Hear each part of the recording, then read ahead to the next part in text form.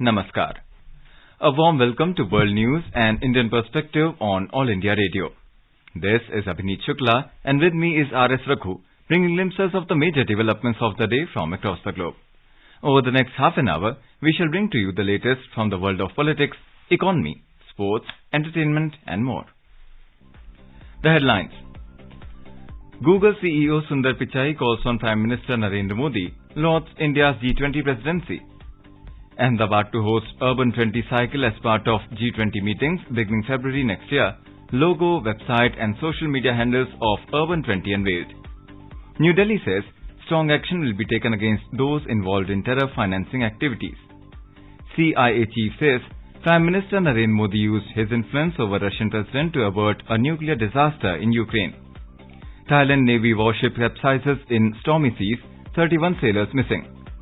Malaysian Prime Minister Anwar Ibrahim wins confidence vote in Parliament. Argentina crowned as new FIFA World Cup champions, beat defending champions France 4-2 in penalties.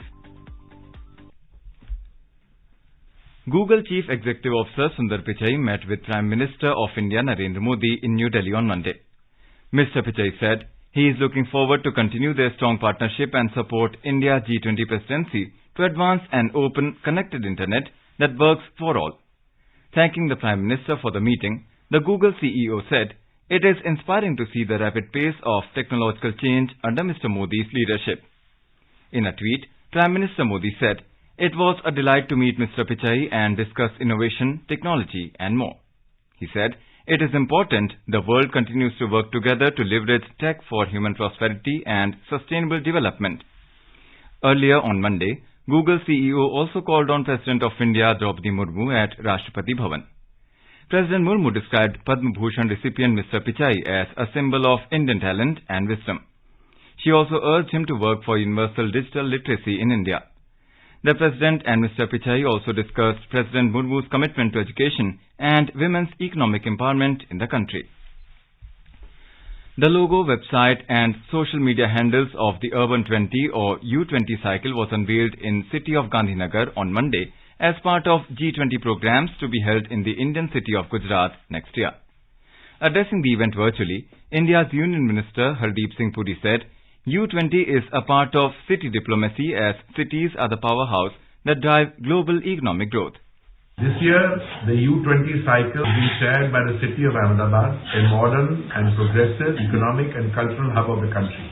Cities are the powerhouses that are driving global economic growth, generating about 60% of the global GDP. Improving the ability of cities to leverage their potential and attract investments and businesses will result in overall prosperity for us. I see the U20 as a great opportunity for global peer learning and also to showcase the pioneering work being done in Indian cities. We have a report. Urban 20, one of the engagement groups of G20, provides a platform for cities from G20 countries to facilitate discussions on various important issues of urban development, including climate change, social inclusion, sustainable mobility and affordable housing, and propose collective solutions. U20 is an important city diplomacy initiative which reinforces the role of cities in taking the sustainable agenda forward. It also facilitates a productive dialogue between the national and local governments and helps promote the importance of urban development issues in the G20 agenda. The U20 cycles will begin with City Sherpa's Inception meeting on the 9th and 10th of February next year and culminate with U20 Mayor Summit in July 2023. Indian city of Ahmedabad will also host the Climate 40 and United Cities and local government events. Abhishek Mukhopadhyay for World News. The first meeting of the Joint Finance and Health Task Force under the finance track of G20 will be held in a virtual mode on Tuesday. This will be the third meeting of the finance track under India's G20 presidency after the meeting of the finance ministers and central bank deputies and framework group meeting in Bengaluru last week. The Joint Finance and Health Task Force was established during the G20 Leaders Summit in Rome last year. The task force is aimed at enhancing dialogue and global cooperation on issues relating to pandemic prevention, preparedness and response, that is PPR. It seeks to promote the exchange of experiences and best practices and coordination between finance and health ministries. This is meant to promote collective action, assess and address health emergencies with cross-border impact. In the process, it encourages effective utilization of resources, to tackle the challenges of pandemic while adopting a One Health approach. India said strong action will be taken against those who are involved in terror financing activities. Briefing the media in New Delhi on Monday, Indian Union Minister Dr. Bhagwat Karad said India has zero tolerance policy on terrorism. Dr. Karad said several decisive actions have been taken by the government to strengthen the security institutions. He said conviction rate in terror financing cases has reached 94% and terrorism cases in Jammu and Kashmir have witnessed 168% decline. On India's G20 presidency, Dr. Karad said this shows the growing stature of India in the world. Meanwhile, talking to media in New Delhi, country's Information and Broadcasting Minister Anurag Singh Thakur highlighted that surgical strikes and numerous other strikes on terrorists have reduced terrorism in Jammu and Kashmir since 2014. He cautioned Pakistan to stop backing terrorism and terror funding or else they themselves will face the heat of it. Mr. Thakur said the government did not hesitate to ban the Popular Front of India, which promoted radicalization on the pretext of social welfare. He reiterated that action against radical organizations will continue. The minister said the era of peace started in Northeast after 2014 as there is 80% reduction in insurgency violence. The Government of India has attached and seized over 900 crore rupees under the Prevention of Money Laundering Act in cases of crypto frauds. In a written reply in the lower house of Parliament, India's Minister of State for Finance, Pankaj Chaudhary said, currently crypto assets are unregulated and the Indian government does not register crypto exchanges. India's lower house of Parliament on Monday passed the Anti-Maritime Piracy Bill 2019. The bill enables Indian authorities to take action against piracy in the high seas. It applies to the sea beyond the Exclusive Economic Zone, that is EEZ, which is beyond 200 nautical miles from India's coastline. The bill defines piracy as any illegal act of violence, detention or destruction against a ship, aircraft, person or property for private purposes by the crew or passengers of a private ship or aircraft. Piracy also includes inciting and intentionally facilitating such acts of violence and voluntarily participating in the operation of a pirate ship or aircraft. Replying to the discussion on the bill, India's External Affairs Minister S. Jaishankar said, keeping in mind the present situation, the country needs this legislation. The minister added, the purpose of the bill is to promote international cooperation. There are different articles and different levels of punishment. Under Article 3.1, for committing an act of piracy, you could have up to life imprisonment. But if someone attempts to commit or aids or abets or conspires or procure, that is then can be imprisonment for a term which may go up to 10 years. So it is a lesser offence. The punishment envisaged is lesser. If someone has participated or organized or directed another person in an act of piracy, the punishment for that is 14 years.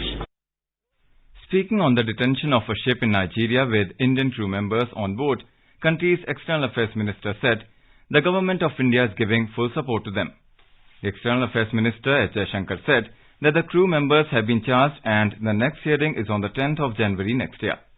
He said the Government of India is monitoring the development and giving all support which is needed. INSV Tarini has set sail for an expedition to Cape Town in South Africa for participating in the 50th edition of Cape to Rio Race 2023. This ocean sailing race will be flagged off from Cape Town on the 2nd of next month and will culminate at Rio de Janeiro in Brazil. The race is one of the most prestigious transatlantic ocean races. The expedition is being undertaken by an Indian Navy crew of 5 officers, including 2 women officers. In today's Hotspot section, we bring you a news commentary on INS Mormugao to bolster maritime security.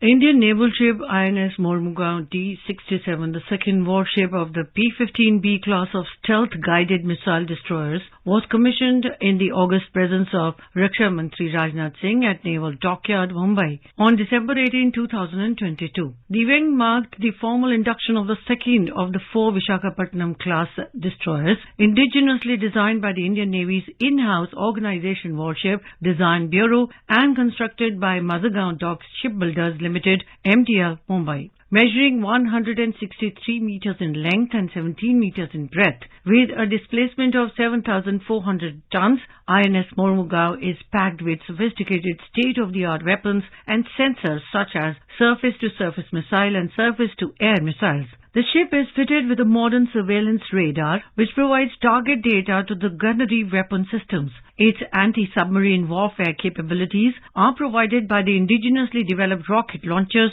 torpedo launchers and the ASW helicopters. The ship is equipped to fight under nuclear, biological and chemical warfare conditions. It is propelled by the 4 powerful gas turbines in a combined gas and gas configuration capable of achieving speeds in excess of 30 knots. The ship has enhanced stealth features resulting in a reduced radar cross-section. INS Mormugao has a complement of about 300 personnel. With over 75% indigenous content, all her major weapons and sensors have been developed and manufactured in India either directly through design and development by Indian original equipment manufacturers OEMs or through strategic tie-ups and transfer of technology with reputed foreign OEMs. The Raksha Mantri described INS Mormugao as one of the most powerful indigenously built warships which will significantly enhance the country's maritime capabilities and secure national interests. INS Mormugao is one of the world's most technologically advanced missile carriers. With over 75% indigenous content, it is a testimony to India's excellence in design and development of warships and a shining example of our growing indigenous defense production capabilities. The warship will meet the present and future needs of our country as well as of our friendly countries across the globe, Mr. Singh said. The Raksha Mantri commended the Indian Navy and MDL for the commissioning of INS Mormugao, describing it as the result of the hard work, dedication and aspirations of the engineers, technicians, designers and scientists. It is a matter of great pride for India, he said. The Raksha Mantri extended congratulations to the Indian Navy on behalf of the entire nation for not only safeguarding maritime interests but also contributing significantly to the socio-economic progress.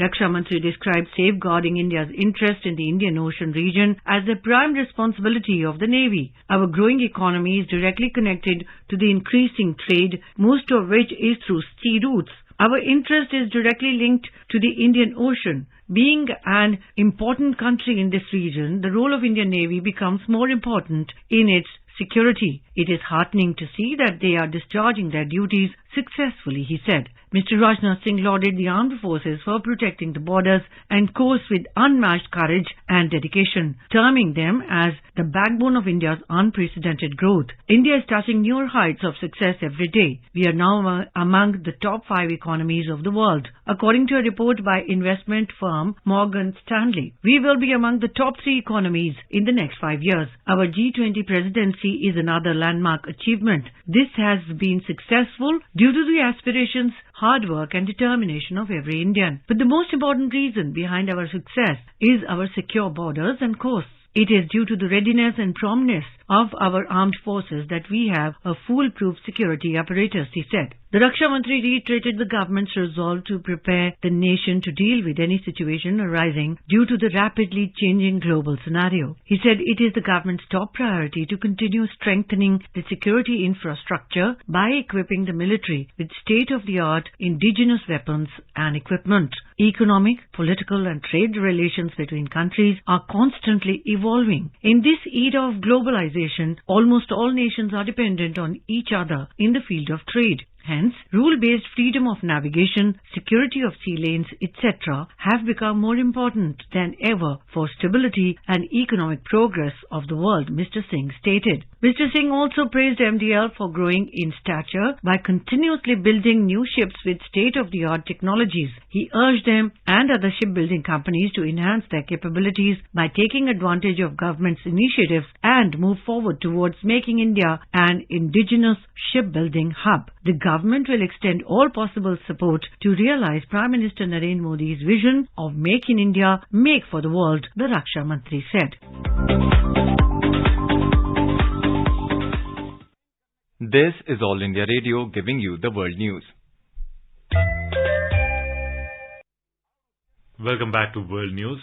Director of Central Intelligence Agency CIA of the United States, Bill Burns, has said that Prime Minister Narendra Modi used his influence over Russian President Vladimir Putin to avert the use of nuclear weapons in Ukraine.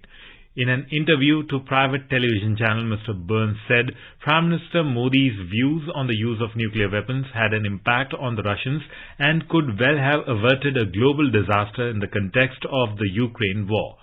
India has repeatedly warned against any use of nuclear weapons in the Ukraine while calling for dialogue and diplomacy to end the conflict. Mr. Modi continued to emphasize to Russian President the need to bring the conflict to an end.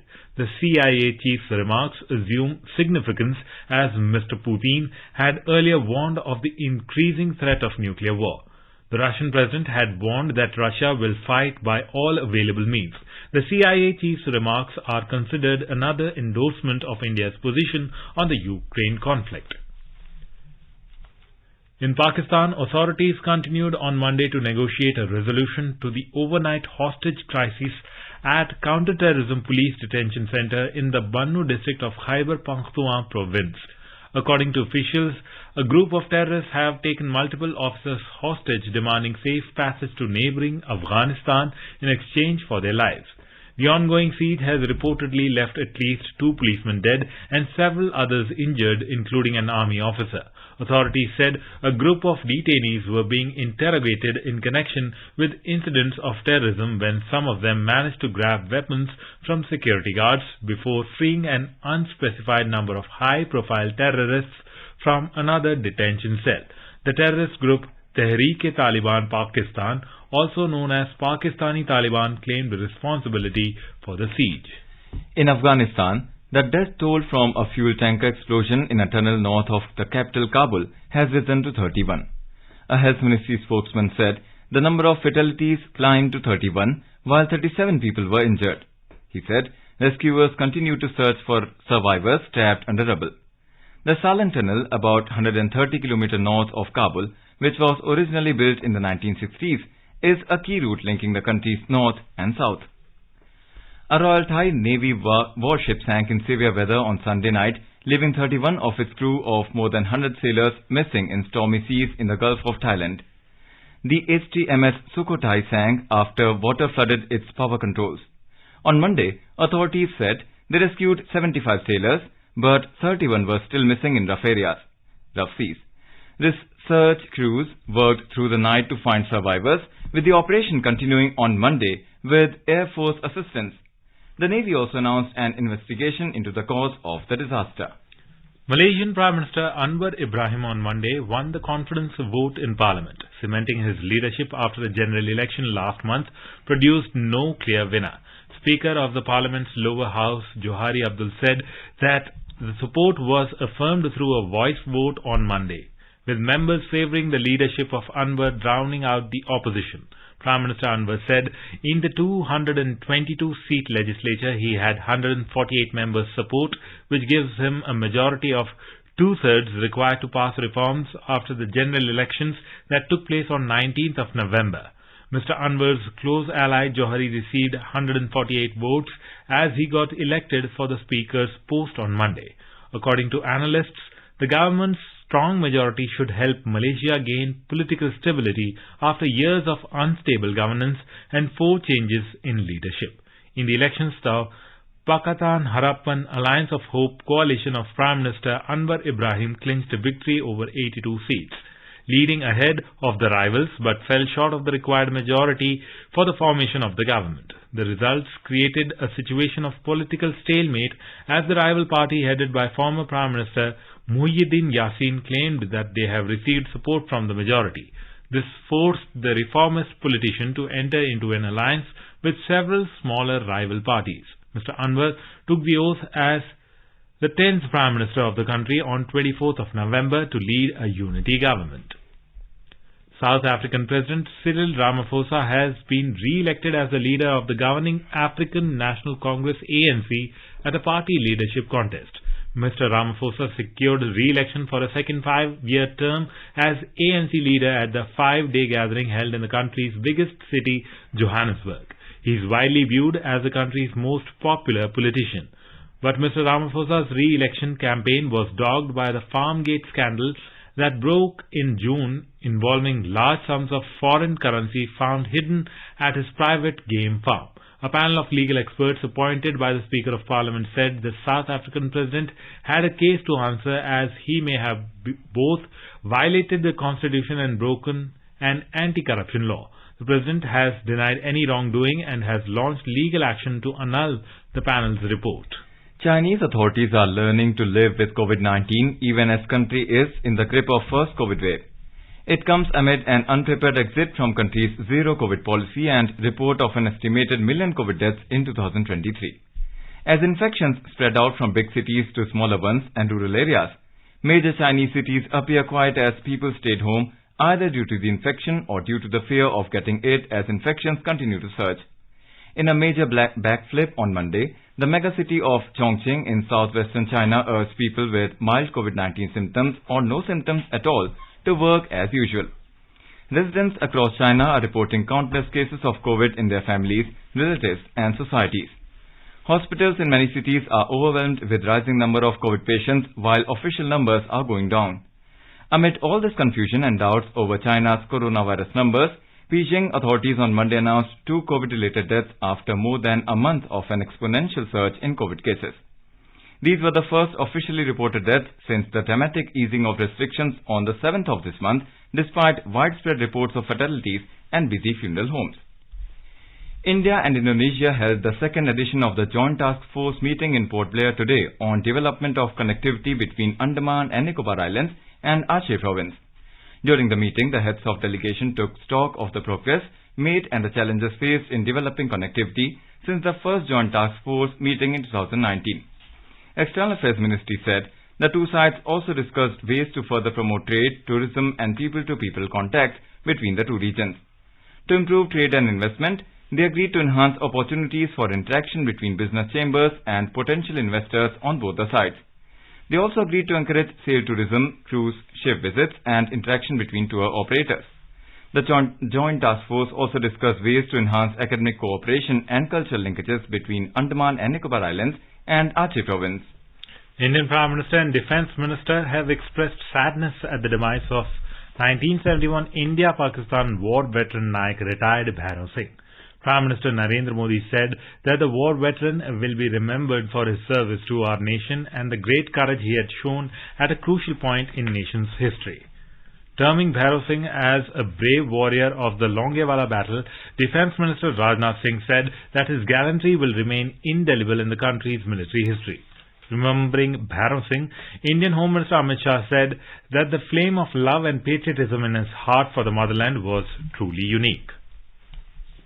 The 61st anniversary of the liberation of Indian state of Goa was observed on Monday.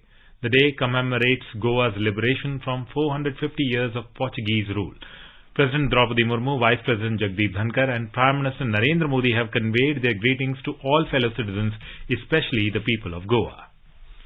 As the global agri-food systems face challenges to feed an ever-growing global population, resilient cereals like millets provide an affordable and nutritious option. On India's request, the United Nations passed a resolution declaring the year 2023 as the International Year of Millets, that is IYM. In order to raise awareness about the importance of millets, the Agriculture Ministry is hosting a Millet Food Festival in Parliament of India on Tuesday. In an exclusive interview with All India Radio, Indian Agriculture and Farmers Welfare Minister Narendra Singh Tomar highlighted the positive impact of millet production on the environment and economy. The IYM 2023 and the push towards increasing millet production will also contribute to the 2030 agenda for sustainable development. The Sensex and the Bombay Stock Exchange and the Nifty at the National Stock Exchange on Monday posted gains of more than 0.5%. A report. Sensex climbed 468 points or 0.76% to close at 61,806 points. Nifty also rose 151 points or 0.83% to settle at 18,420. Asian stocks fell except Singapore's Straits Times Index, which added 0.5%. China's Shanghai Composite Index plunged 1.9% and Japan's Nikkei 225 declined 1.1%. Hong Kong's Hang Seng fell 0.5% and South Korea's Kospi slipped 0.3%. European shares were up in intraday trade. Oil rose around 0.5% after tumbling by more than $2 per barrel in the previous session. The crude prices added as optimism over the Chinese economy outweighed concern regarding a global recession. In intraday trade, Brent crude was trading at $79.50 per barrel. Back home at the multi-commodity exchange, gold futures for February was trading at 54,385 rupees per 10 grams. Silver futures for March was trading at 67,910 rupees per kilogram when reports last came in. In the forex market, rupee also strengthened 17 paise to close at 82 rupees and 70 paise against the US dollar. This is Lalema Aneja Dang for World News All India Radio. In football, Argentina defeated France 4-2 on penalties to win the 2022 FIFA World Cup after a 3-3 draw in a thrilling final at the Lusail Stadium in Doha. Lionel Messi scored twice in the final and also scored in the shootout. Despite scoring a hat-trick, France's Kylian Mbappe's dream of winning World Cups were shattered in the final. FIFA also announced a number of awards to recognize the great performance throughout the tournament. Argentina captain Messi won the Golden Ball Award. Messi, who scored twice in the final, took his tally of goals to 7. Golden Boot Award was bagged by France's Kylian Mbappe for scoring 8 goals, which was the highest in the tournament. The Young Player Award went to Argentinian Enzo Fernandez and the Golden Glove Award to Emi Martinez of Argentina. Youth Affairs and Sports Minister Anurag Singh Thakur has lauded the Indian national blind cricket team on their third consecutive win at the T20 World Cup for the blind. Speaking at their felicitation ceremony in New Delhi today, the minister said that the team managed to clinch the World Cup against the odds and assured to address the shortcomings they had faced during their match this time. And now, let us take a look at the major developments around the world as reported in the foreign press. The Guardian writes, France and Morocco resolve visa tensions after World Cup clash. The Washington Post reports, South African president survives party vote amid cash in-house revelations. The New York Times writes, 5 killed, 1 injured in shooting at condo building in Canada, police says. The Business Recorder writes, Russia and China to hold joint naval drills this week. Wall Street Journal writes, Qatar warns Brussels bribery allegations could hurt energy talks with Europe. The Globe and Mail reports that Russian kamikaze drones hit Kiev as Putin heads for Belarus. A quick look at the headlines once again. Google CEO Sundar Pichai calls on Prime Minister Narendra Modi launch India's G20 presidency. Ahmedabad to host Urban 20 cycle as part of G20 meetings beginning February next year. Logo, website and social media handles of Urban 20 unveiled. New Delhi says strong action will be taken against those involved in terror financing activities. CIA chief says Prime Minister Narendra Modi used his influence over Russian president to avert a nuclear disaster in Ukraine. Thailand Navy warship capsizes in stormy seas, 31 sailors missing. Malaysian Prime Minister Anwar Ibrahim wins confidence vote in Parliament. Argentina crowned as new FIFA World Cup champions. Beat defending champions France 4-2 in penalties. And now, before we end, let us listen to Mahatma Gandhi's favorite bhajan Vaishnav Jan by artists from Argentina.